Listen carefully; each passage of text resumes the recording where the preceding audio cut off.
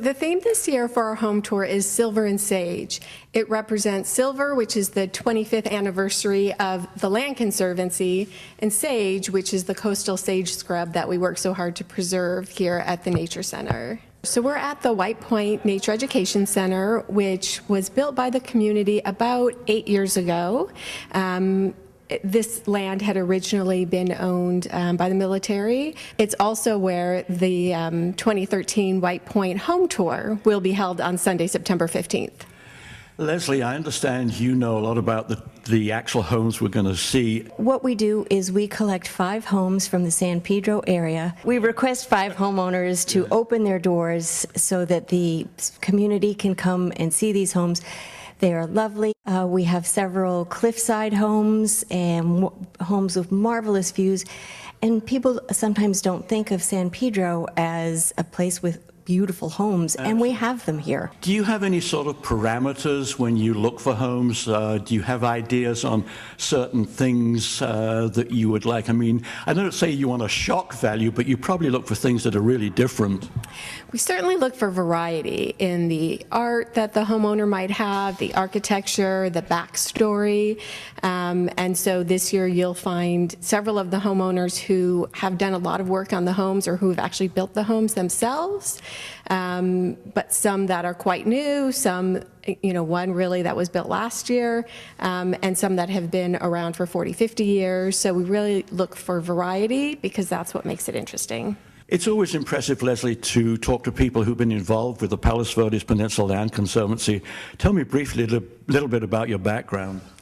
My home was on the first home tour 8 years ago. Whoa! And that was the beginning of my involvement with the PVPLC. Ever since then, I have worked on this event. It's so much fun. And it's a labor of love. It is very much a labor of love and supports the great work that the PVPLC does. I eventually served briefly on the board of directors, but have been a member of the committee working on the home tour for 8 years and have loved every minute. Of all the houses I've been in the peninsula, this is probably one of the most incredible, fantastic houses. But over and above that, the background of how this house came to be is equally fascinating. So, Karina, tell us briefly, how did this house come to be? I understand that the top wasn't there, you made the top, and the top came from, what, 100 miles away or something? Thereabouts. Corona, it's not even 100 miles away. It was built in a factory. Yes, I'd say it brings trailer trash to a new level. And we challenge anyone who comes to visit our house to look at it as you come up the front walkway and tell where 100 miles away begins and the current house built on site ends. We made it seamless. What was the thinking behind having a lot of different, mechanical or stuff to put this house together? You used a lot of different materials. I'm a science and engineering teacher, and when we bought the lot, we took a long time to get permits, so we looked around, and I wanted to buy an old craftsman house from Pasadena, where they're extending the freeway. But then a custodian told us, go check out these houses in Corona. And when we saw them and how factory-built houses are sort of like factory-built cars. They're built to a high quality, they're far cheaper, and just as good. The house upstairs has huge open spaces because the roof was built upside down. Wait a minute, are we talking about upstairs here? The house Yes. upstairs. You say the house upstairs. Is this 2 houses? This is a studio. See, the way Graham got me to agree to do this was I would have a killer studio. I didn't really want to build. I wanted to keep life a little simpler. And he said, you'll have the best studio in the whole world, like what I had in Canada with big high ceilings. So this is the studio area, and then we live upstairs. So these walls behind us are made of recycled styrofoam, set in concrete, fireproof, filled with concrete and steel in the cells. Wait a minute. You have a house that's that's using recycled material? There isn't very much you can do with styrofoam to reuse it. This is one really good use. It gives a good insulation. It makes it lightweight. The concrete makes it fireproof. And we built all of this bottom area 16 feet high, 2,500 square foot box in 10 days, because the big blocks go together like Lego. I think one of the things that just blew me away when I came to this house was when you see the incredible view here, you think to yourself, gosh, they must have bought this house, 50, 30 years ago. And it turns out they only bought this house 8 years ago. We bought the property and then built. Built, yes. So we bought an empty lot that was near a landslide, and the guys in the city were not very encouraging. You bought a house near a landslide? No, an empty lot. Yeah. This was just empty. And so we took a risk. That's why it was so cheap, probably.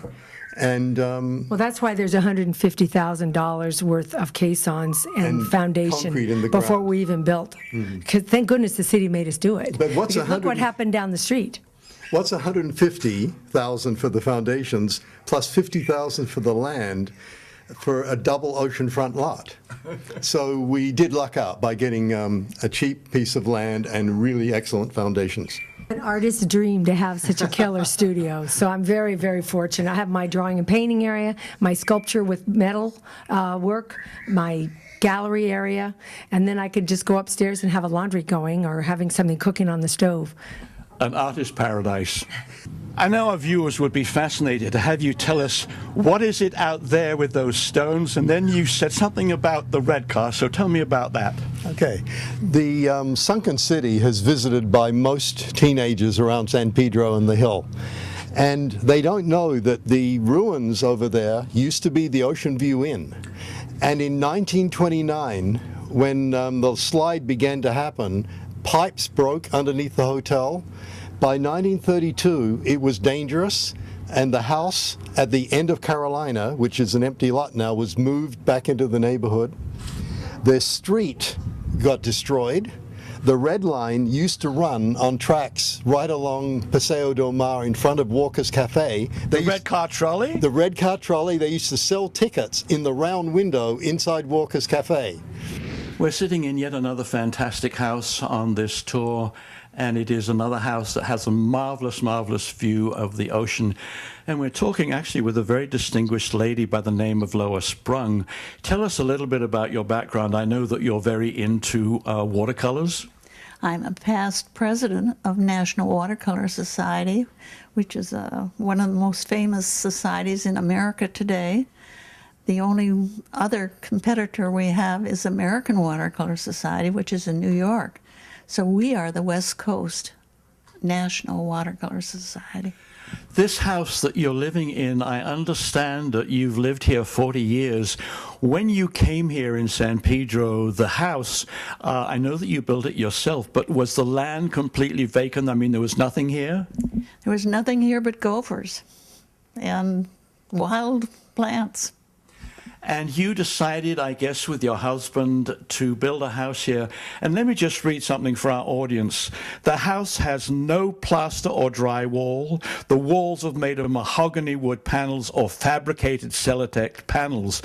The wood cabinets can be moved if needed, changing the shape of the rooms. Tell me a little about all that. That's very creative.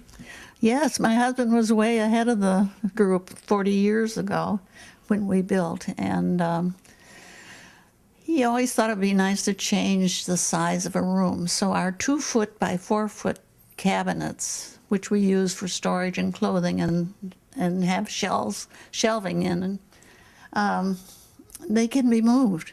And the view that you have here, I'm assuming that when you came here and you saw this vacant lot, did you assume and think, wow, this is a great place? Did you look at other places?